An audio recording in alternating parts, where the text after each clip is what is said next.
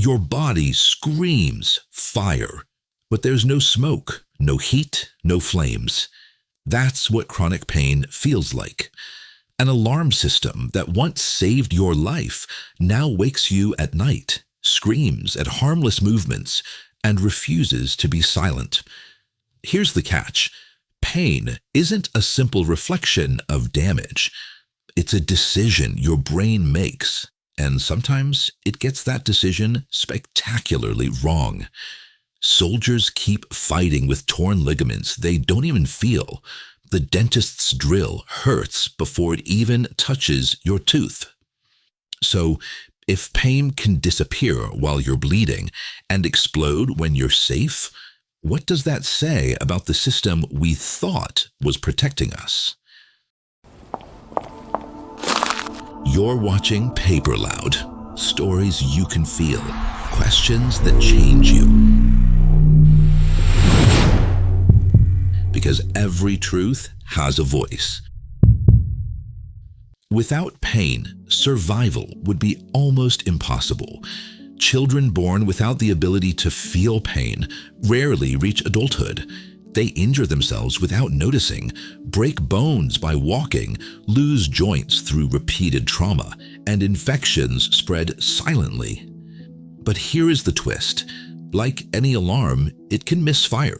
Sometimes it stays silent when danger is real. Cancers can grow unnoticed because they do not hurt. Sometimes it shrieks with no danger at all. A phantom limb burning years after amputation. Nerves firing into nothing. Because the brain expects threat. The biology is the same, but the interpretation is different. Pain is not a simple printout of tissue state. It's a decision shaped moment by moment. This is crucial. Nerves do not send pain to the brain. They send data, heat, pressure, chemicals, and the brain interprets it. Butler and Moseley describe the patterns that generate pain as neurotags, networks of neurons spread across the brain. Like an orchestra, once trained, the neurotag can play its tune with minimal prompting. Over time, the tune becomes easier to start, louder, harder to stop. That is how acute pain becomes chronic. The orchestra has learned the score too well. So yes, pain is about protection, but when the alarm is too sensitive, the protection becomes punishment. Chronic pain is not a guardian anymore. It is an overzealous system stuck on high alert, a smoke detector that goes off not only for fire, but for toast. The challenge is to recognize when pain still signals useful danger and when it has become noise that blocks life. Why pain and damage don't match. If pain simply mirrored injury, medicine would be easy. Fix the tissue, silence the signal, problem solved. But reality refuses to comply. MRI studies reveal that more than 30% of people over 40 show herniated discs without symptoms. In older adults, the figure climbs above 60%. On the other hand, patients can be immobilized by severe back pain even when scans look pristine.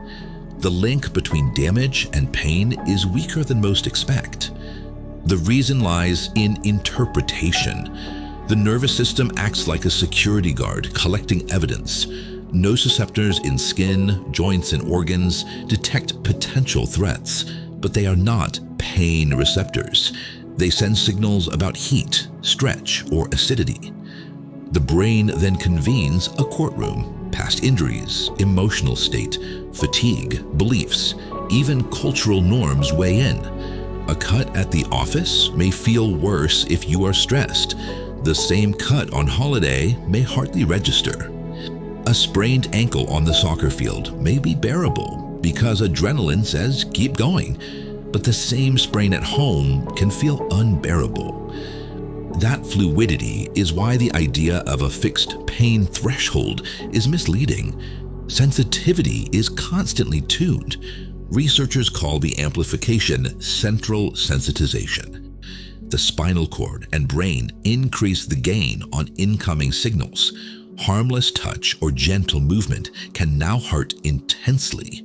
The system has turned the volume knob too high. Functional MRI studies show altered connectivity in default mode and salience networks. EEG reveals slower alpha rhythms in chronic pain. The alarm is not just louder, it's wired differently. Central sensitization explains why pain can persist long after tissues heal. The nervous system has learned pain. Neurotags, once useful, become hair trigger. Fear accelerates the process. The fear avoidance cycle works like this. Pain leads to fear leads to less movement leads to weakness and stiffness, which cause more pain, which creates more fear. It's quicksand. The more you struggle, the deeper you sink. Emotions deepen the trap. Brain imaging shows overlap between circuits processing physical pain and social pain. Rejection, grief, loneliness, heartbreak, and backache both light up the alarm. Stress, anxiety, and depression lower resilience, so the brain interprets more inputs as threats. Culture also shapes thresholds. In Japan, stoic endurance lowers reported pain. In the US, expressive norms increase reporting. Neither is fake, both are real, because the brain produces what it expects. Does this make pain subjective? Yes, and that is not a weakness. Subjectivity is reality. Two patients with the same surgery can leave the hospital on completely different paths. One returns to work, the other is disabled. Identical twins can diverge after the same injury. Genetics matters, but not fatally. Instead of genes load the gun, a better frame is this. Genes set the stage, but thoughts, behaviors, and environment decide the script. Your biology may raise the risk, but your strategies shape the outcome. That perspective restores agency where fatalism once reigned. 3 pillars of retraining the alarm. The question follows naturally. If the alarm can turn up, can it turn down? Evidence says yes. The nervous system is plastic. It learns, forgets, rewires. That plasticity is the curse of chronic pain, and its hope. Pillar 1. Retrain the mindset. One of the strongest findings in modern pain research is that education changes pain. Patients who learn that pain is a protective, but sometimes oversensitive signal often feel less threatened. Fear circuits in the amygdala calm, movement feels safer, and each safe step weakens the old neurotag. Knowledge does not cure, but it lowers the grip of fear. A 2023 meta-analysis confirmed that pain neuroscience education improves function and reduces disability across multiple chronic pain conditions. Butler and Moseley's protectometer illustrates this vividly. DIMs like dangers in me, like catastrophic thoughts or hostile environments, raise the alarm. SIMs like safeties in me, like supportive relationships or calming routines, lower it. Identifying DIMs and SIMs gives patients levers to adjust sensitivity. Pillar 2. Retrain the body. Avoidance feeds pain. Graded exposure counters it. Patients gradually perform feared movements, bending, lifting, walking, in small, safe increments. Each successful attempt teaches the brain this is not dangerous. Over weeks, the system recalibrates. A patient who once feared climbing stairs may start with 1 step, then 2, then a flight. Another who dreaded jogging may begin with slow walking, then brisk walking, then short runs. Physical activity itself reduces pain sensitivity, a phenomenon called exercise-induced hypoalgesia. Studies show the effect is robust in healthy adults and effective in localized chronic conditions like osteoarthritis. For widespread conditions like fibromyalgia, the effect can be blunted, which is why personalization matters. Not extreme workouts, but meaningful, enjoyable activity. Dancing, gardening, walking the dog. Physical activity is not punishment, but persuading. Pillar 3. Calm the system. Stress and exhaustion amplify pain. Strategies that restore balance, sleep hygiene, mindfulness, relaxation techniques provide safety signals to the nervous system. 2024 studies show that mindfulness-based stress reduction reduces both pain intensity and catastrophizing. Importantly, these are not distractions, they are direct modulators of sensitivity. Calming the alarm makes it less likely to misfire. Sleep, too, is crucial. Even modest sleep deprivation raises pain sensitivity the next day. These pillars are not alternative kit. New science, new hope. Pain research is not static. Recent discoveries sharpen the picture and expand the toolkit. One provocative study in 2022 showed that people who recovered from acute back pain mounted a short, strong immune response. Those who failed to recover had a muted one. The implication, inflammation, often seen only as an enemy, may sometimes be necessary to resolve pain. Overuse of strong anti-inflammatory drugs could paradoxically increase the risk of chronic pain by suppressing the body's own resolution process. Scientists now classify a third category, nociplastic pain. Neither clear injury nor nerve damage explains it. Instead, altered central processing does. Fibromyalgia, irritable bowel syndrome, some chronic back pain cases fit here. Old medicine dismissed them as medically unexplained. New science reframes them as disorders of prediction. The brain, primed by past alarms, forecasts danger and produces pain even without incoming threat. This predictive coding model sees the brain as storyteller, not tape recorder. It generates hypotheses about input. If context screams danger, pain follows. Chronic pain arises when the brain overfits its danger model, ignoring evidence to the contrary. Therapies now target this loop. Pain reprocessing therapy, PRT, trains patients to reinterpret sensations as safe. Early RCTs reported that 2/3 of participants with chronic back pain improved dramatically after just 4 weeks. Follow-up data from 2024 shows sustained benefit in many cases. Cognitive functional therapy blends movement and reframing. Patients practiced feared motions while shifting the narrative from "I'm fragile" to "I'm capable." Large trials confirm reduced disability and improved quality of life. Experimental approaches push further. Virtual reality systems expose patients to feared movements in safe digital environments, amplifying prediction errors that update the brain's model.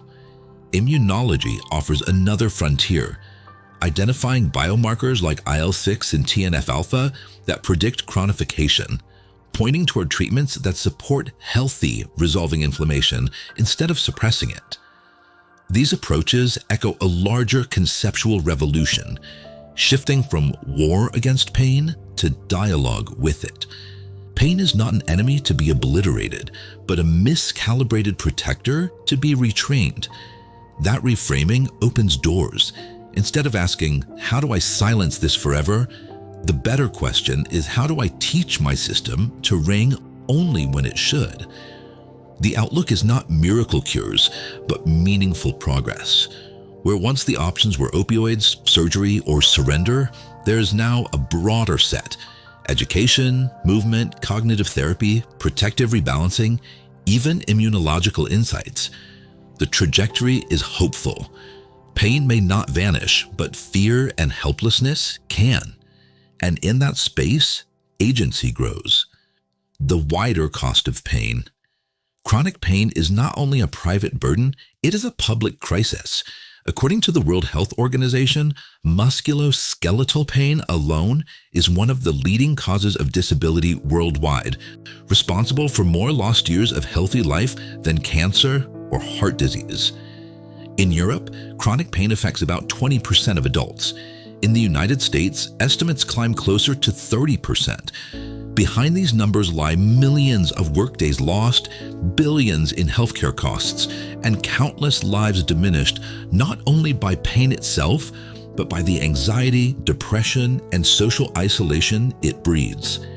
The opioid epidemic is one stark symptom of this crisis. When medicine treats pain only as something to be silenced, the result is dependency, overdose, and shattered communities. At the other extreme, dismissing pain as psychological leaves patients unheard and untreated. Both failures stem from the same misunderstanding, seeing pain as either purely physical or purely mental, instead of as the complex conversation between body, brain, and society that it truly is. The costs extend beyond hospitals and pharmacies. Families fracture under the strain of caregiving. Economies lose productivity. Entire healthcare systems groan under the endless cycle of scans, surgeries, and prescriptions that fail to resolve chronic pain. Yet within this burden lies opportunity. If education, movement, and stress reduction can restore agency to patients, the payoff is multiplied. A person who learns to walk without fear may have returned to work, reconnect with family, and reduce medical visits. One nervous system recalibrated ripples outward into entire communities. That is why pain science matters. It is not abstract theory. It is a roadmap toward a healthier society, one that treats suffering not with dismissal or dependence, but with understanding. Every advance, from recognizing nociplastic pain to testing predictive coding therapies, is not only a step for patients, but a relief for systems overwhelmed by disability.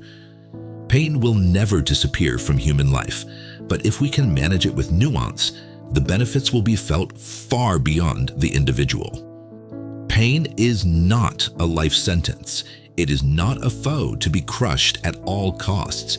It is a signal, sometimes useful, sometimes false, often too loud, but always a call to listen. If we see it as a protector gone astray, rather than as pure punishment, we regain power.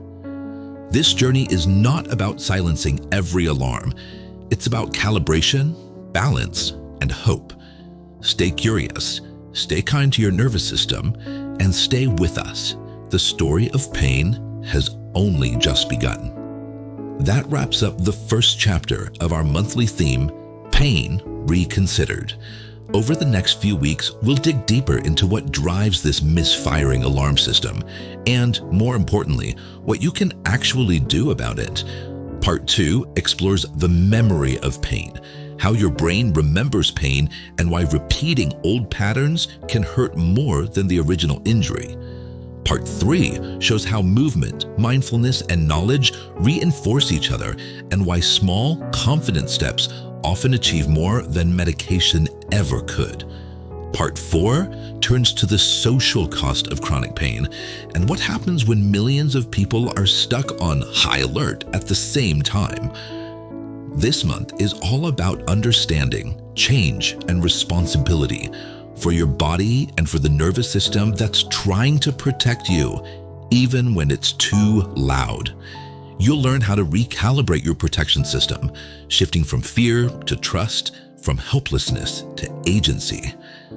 Stay curious, stay kind to your nervous system, and stay loud for knowledge that changes lives. This was PaperLoud, Part 1 of Pain Reconsidered. See you next Sunday with new insights, new courage, and maybe a little less fear of your own body.